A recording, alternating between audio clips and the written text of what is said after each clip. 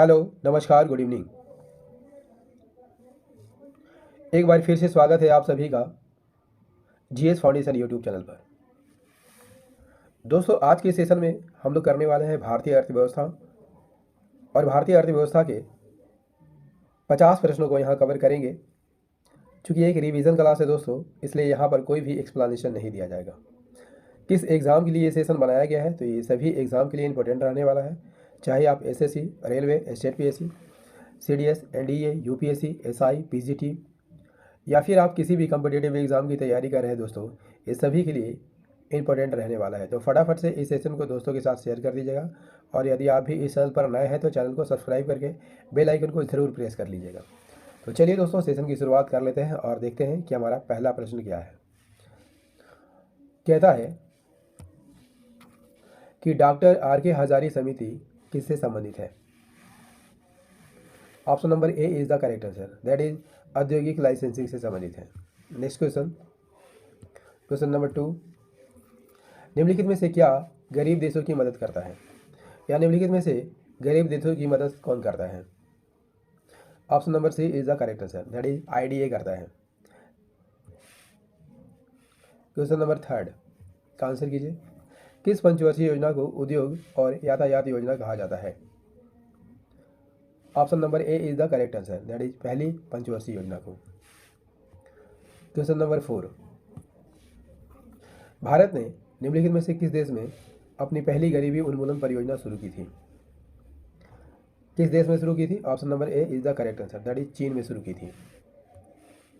Question number 5, rouble किस देश की मुद्रा है। रूबल किस देश की मुद्रा है। आंसर होगा ऑप्शन नंबर ए, रूस की मुद्रा है। Question number 6, second generation reform किसके द्वारा गढ़ा गया शब्द है। आंसर क्या हो जाएगा। ऑप्शन नंबर डी सही आंसर हो जाएगा, आईएमएफ अंतर्राष्ट्रीय मुद्रा कोष के द्वारा। क्वेश्चन नंबर 7, भारतीय रेलवे का राष्ट्रीयकरण कब हुआ था। कब हुआ था। Option number C is the correct answer, that is 1950 में। क्वेश्चन नंबर 8, निम्नलिखित में से कौन सा भारत में आर्थिक खुफिया परिषद की अध्यक्षता करते हैं। कौन करते हैं। Option number A is the correct answer, that is वित्त मंत्री। क्वेश्चन नंबर 9, बीज फसल बीमा योजना किस वित्तीय वर्ष में शुरू की गई थी।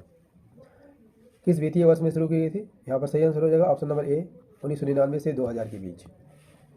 क्वेश्चन नंबर 10, व्यापार और आर्थिक संबंध समिति की अध्यक्षता कौन करता है। कौन करेगा। ऑप्शन नंबर बी, यहाँ पर सही आंसर हो जाएगा वित्त मंत्री। क्वेश्चन नंबर 11, भारत में कौन सा कृषि उत्पाद सर्वाधिक निर्यात होता है। भारत में कौन सा कृषि उत्पाद का सर्वाधिक निर्यात होता है। ऑप्शन नंबर बी सही आंसर हो जाएगा, बासमती चावल का। नेक्स्ट क्वेश्चन नंबर 12, हर 5 साल में राज्य के वित्तीय संबंधों के लिए क्या नियुक्त किया जाता है। क्या नियुक्त किया जाता है। Option number A is the correct answer, that is वित्त आयोग। क्वेश्चन नंबर 13, निम्नलिखित में से कौन सी भारत की पारंपरिक रबी की फसल नहीं है। रबी की फसल कौन नहीं है। ऑप्शन नंबर ए, काबुली चना। काबुली चना खरीफ फसल होती है। Question number 14, Punjab J34 Bharat में किस फसल की किस्म है। किस फसल की किस्म है। Option number C is the correct answer, और रोई की किस्म है। Question number 15, Coimbatore Tiruppur belt में कौन सा उद्योग प्रमुख है। कोयम्बटूर तिरुपुर बेल्ट में कौन सा उद्योग प्रमुख है। ऑप्शन नंबर सी, यहाँ पर सही आंसर हो जाएगा टेक्सटाइल उद्योग। नेक्स्ट क्वेश्चन नंबर 16, मीरा सेठ समिति किससे संबंधित है। मीरा सेठ समिति किससे संबंधित है। Option number A is the correct answer, that is हथकरघा उद्योग से संबंधित है।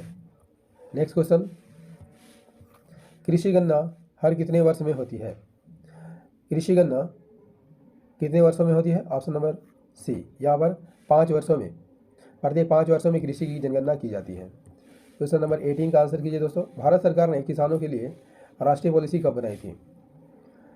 भारत सरकार ने किसानों के लिए राष्ट्रीय पॉलिसी कब बनाई थी। Option number D is the correct answer, that is 2007 में। क्वेश्चन नंबर 19, हैंग सेंग किस देश की शेयर बाजार है। हैंग सेंग किस देश का शेयर बाजार है। ऑप्शन नंबर सी, यहाँ पर सही आंसर हो जाएगा हांगकांग का शेयर बाजार है। Question number 20, New York stock exchange में सूचीबद्ध पहला भारतीय पीएसयू यानी पब्लिक सेक्टर अंडरटेकिंग कौन सा है। कौन सा है। Option number B is the correct answer, VSNL, Videsh संचार निगम लिमिटेड। क्वेश्चन नंबर 21, प्रमुख विकास कार्यक्रमों पर केंद्र सरकार के व्यय निम्नलिखित में से किसके अंतर्गत आता है? किसके अंतर्गत आएगा? Option number A is the correct answer, that is योजना व्यय के अंतर्गत आता है। क्वेश्चन नंबर 22 क्या कहता है? निम्नलिखित में से कौन सी योजना जल प्रबंधन से संबंधित है? कौन सी योजना जल प्रबंधन से संबंधित है? Option number B is the correct answer, that is Hariyali योजना। 23 क्या कहता है? 1982 में स्थापित होने पर नाबार्ड की प्राधिकृत पूंजी और भुगतान पूंजी कितनी थी? सही आंसर हो जाएगा ऑप्शन ए, क्रमशः 500 करोड़ और 200 करोड़।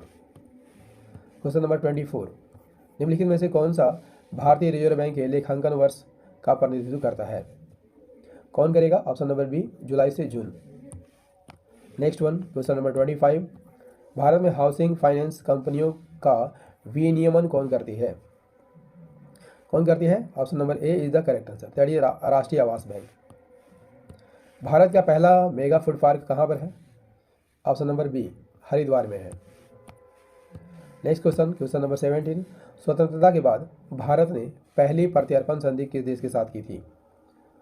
स्वतंत्रता के बाद भारत ने पहली प्रत्यर्पण संधि किस देश के साथ की थी? Option number C is the correct answer, that is Belgium के साथ की थी। क्वेश्चन नंबर 28, बॉम्बे प्लान कब प्रस्तुत किया गया था? Option number D is the correct answer, that is 1944 में। दोस्तों सेशन कैसा लग रहा है कमेंट करके जरूर बताइएगा। क्वेश्चन नंबर 29, निम्नलिखित में से क्या डेमेरिट माल का उदाहरण है? डिमेरिट माल का उदाहरण कौन सा है? ऑप्शन नंबर डी, तंबाकू है। क्वेश्चन नंबर 30, अंतर्राष्ट्रीय मुद्रा कोष का वित्तीय वर्ष कब से कब तक होता है? कब से कब तक होता है दोस्तों? ऑप्शन नंबर सी, 1 मई से 30 अप्रैल तक। क्वेश्चन नंबर 31, सिलेक्शन 9 निम्नलिखित में से किस माल की किस्म है? सिलेक्शन 9 निम्नलिखित में से किस माल की किस्म है? Option number C is the correct answer, that is coffee की किस्म है। 32, स्पेशल इकोनॉमिक जोन अधिनियम 2005 से पहले भारत में कितने विशेष आर्थिक जोन थे? कितने आर्थिक जोन थे? ऑप्शन नंबर सी यहाँ पर सही आंसर हो जाएगा, 19 थे। समुद्री उत्पाद निर्यात विकास प्राधिकरण की स्थापना कब हुई थी? समुद्री उत्पाद निर्यात विकास प्राधिकरण की स्थापना कब हुई थी? Option number A is the correct answer, that is 1970 में हुई थी। क्वेश्चन नंबर 34, निम्नलिखित में कौन म्यूचुअल फंड्स को विनियमित करता है? तो म्यूचुअल फंड को कौन विनियमित करता है? Option number B is the correct answer, that is SEBI, security exchange board of India.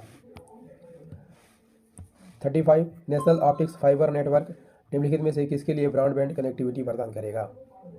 National optical fibre network निम्नलिखित में किसके लिए ब्रॉडबैंड कनेक्टिविटी प्रदान करेगा? Option number B is the correct answer, that is ग्राम पंचायतों को।